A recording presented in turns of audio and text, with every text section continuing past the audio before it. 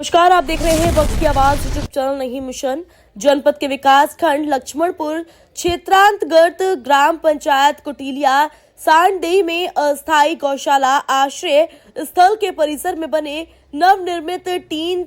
Set का block प्रमुख doctor Rakesh Singh फीता काटकर उद्घाटन किया। तत्पश्चात गौमाता का माल्यार्पण करते हुए जलपान कराया गया। उद्घाटन समारोह कार्यक्रम में लक्ष्मणपुर विकास खंड अधिकारी राम दुलारे के साथ अन्य अधिकारी गण और प्रधान संघ अध्यक्ष दिनेश कुमार सिंह, ब्लॉक सचिव धर्मेंद्र कुमार, ग्राम प्रधान जाहिद अली के साथ ग्राम पंचायत के क्षेत्रीय सम्मानित लोग भी उपस्थित रहे।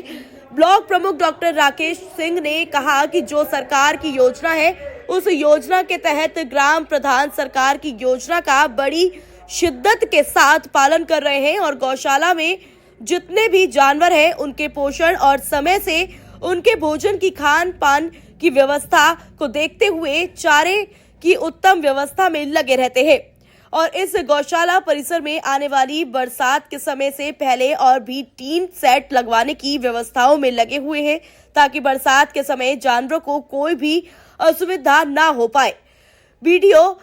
राम दुलारे ने बताया कि कोई भी कार्य हो, बड़ा से बड़ा या छोटे से छोटा, इसके प्रति जनता जनार्दन का हमेशा ही पूर्ण सहयोग रहता है। किसी भी कार्य को शुरू करने में जब तक जनता जनार्दन का सहयोग नहीं होता वो कार्य सफल नहीं होता। इसीलिए आप सभी ग्रामीणों से अपील है कि सरकार के द्वारा जो भी नीति चल रही है इस नीति के तहत अपने ग्राम प्रधान के साथ कंधे से कंधा मिलाकर चल उनका पूर्ण सहयोग करें ताकि गाँव का समूचा रूप से विकास हो सके। इस अवसर पर ग्राम प्रधान जाहिद अली ने सभी अतिथियों का आभार व्यक्त किया। इस दौरान एडवोकेट सतीश चंद्र मिश्रा, बीबीसी मोइन, शाहिदुद्दीन, आसिर मोहम्मद, एजाज, शाहरुख, नईम, मोहम्मद अशफाक, हारून, इमरान, कामरान अली, लल्लू श्रीवास्तव, राज श्रीवास्तव, विपिन सरोज, रोहित सरोज, संतोष सरोज और अन्य ग्रामीण लोग भी मौजूद रहे। इस तरह के तमाम अपडेट के लिए आप जुड़े रहे हमारे साथ। धन्यवाद। गौशाला के अतिरिक्त शेड के उद्घाटन समारोह में उपस्थित मंच पर आसीन विकास खंड लक्ष्मणपुर के विकास खंड के हमारे खंड विकास अधिकारी महोदय, हमारे विकास खंड के पशु चिकित्सा अधिकारी, हम सबके प्रिय और विकास खंड की दिशा और दशा देने वाले हमारे जेई साहब दुबे जी, इस ग्राम पंचायत के ग्राम प्रधान जी, इस ग्राम पंचायत के सचिव साहब, अधिवक्ता सतीश मिश्रा जी, उपस्थित बुजुर्गजन, भाइयों बहनों एवं बच्चों, जो सरकार की योजना है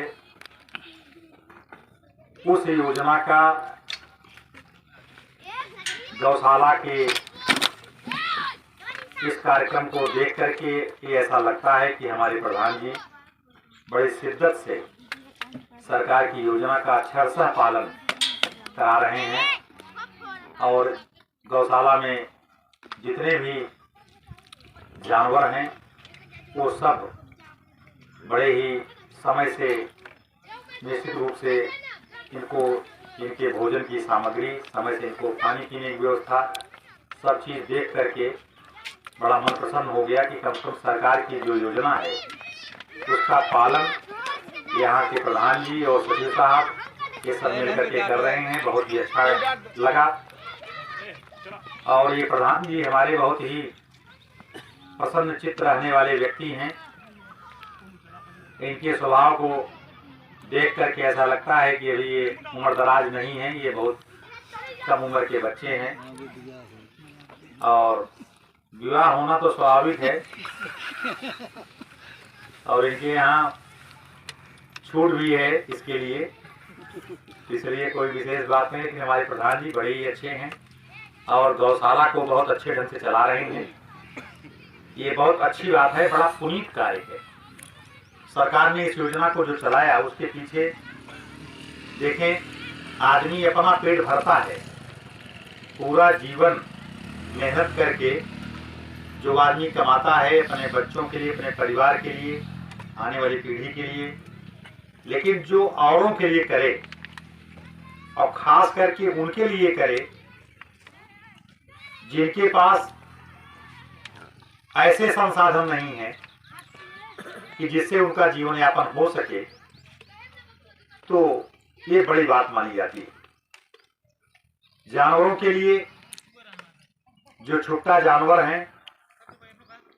उनके लिए सरकार ने योजना चलाया कि अगर हमारी गौशालाएं हो जाएंगी तो जो लोग छुट्टा जानवर छोड़ रहे हैं उनको गौशालाओं में ले जाया जाएगा। इसी के तहत विकासखंड में एक कैटल कैचर की व्यवस्था की गई है कि जैसे आप लोग कहीं जानवर पकड़ते हैं तो उनको आप गौशाला तक कैसे ले जाएंगे, तो इसके लिए कैटल कैचर की व्यवस्था विकासखंड स्तर पर है। आप उसे मंगवा करके ट्रैक्टर के माध्यम से आप उसको खिंचा करके और आप जानवर को गौशाला तक पहुंचा सकते हैं। तो यह बहुत ही अच्छी योजना है और इस योजना के तहत जहां हमारी फसलें बचती हैं वहीं जो गोवंश है उसकी सुरक्षा होती है। क्योंकि आप देखें जो पहले जो गायें हुआ करती थी, देसी गाय, उनके जो बछड़े हुआ करते थे, जब ट्रैक्टर से कल्टीवेटर वगैरह लगा करके जुताई नहीं होती थी तो उस समय उन्हीं बछड़ों की मदद से लोग अपने खेत की जुताई करते थे। और वो एक प्रकार से घर में जैसे एक प्राणी है वो कमाई करके घर को चलाता है, ऐसे ही हमारे उस समय की जो गौ माता थी और उनके जो बछड़े हुआ करते थे वे कमाई करते थे और उनके माध्यम से खेत से फसल पैदा होती थी और वो फिर थ्रेसर भी नहीं था तो वही गोवंश ही मड़ाई भी किया करते थे। तो इस तरह की व्यवस्था हमारी वैदिक परंपरा रीत की तरह चली आई और वही हमारी संस्कृति अक्षुण्ण है। तो हमारी वैदिक संस्कृति के तहत ही गोवंश को हम गौशालाओं में उनको अच्छे से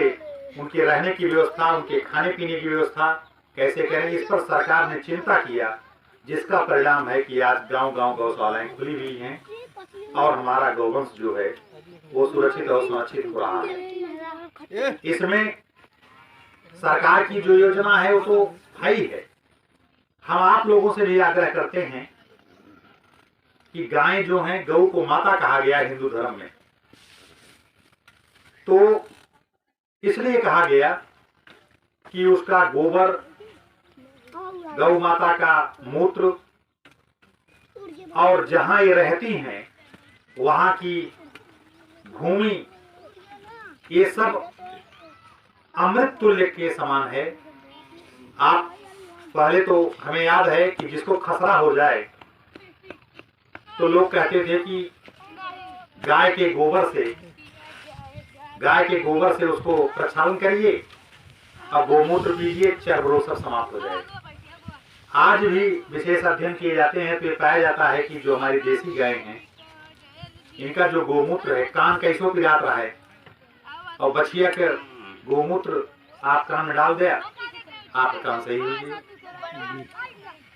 आपको सांप किसी को काट लिया हो तो गाय का जो घी है देसी गाय का वो उसको पिला दीजिए और जौ उसको चबवा दीजिए और निश्चित रूप से वो बच जाएगा। फिर आप डॉक्टर के पास ले जाके सुई इंजेक्शन कराइए। तो ये हमारी पुरानी परंपरा चली है, इसीलिए गौ को माता कहा गया। मतलब गाय के गोबर से, गाय के गोबर से, गाय के मूत्र से ये सब जितनी चीजें बनाई गई वो सब मानव जीवन के लिए उपयोगी रही। इसी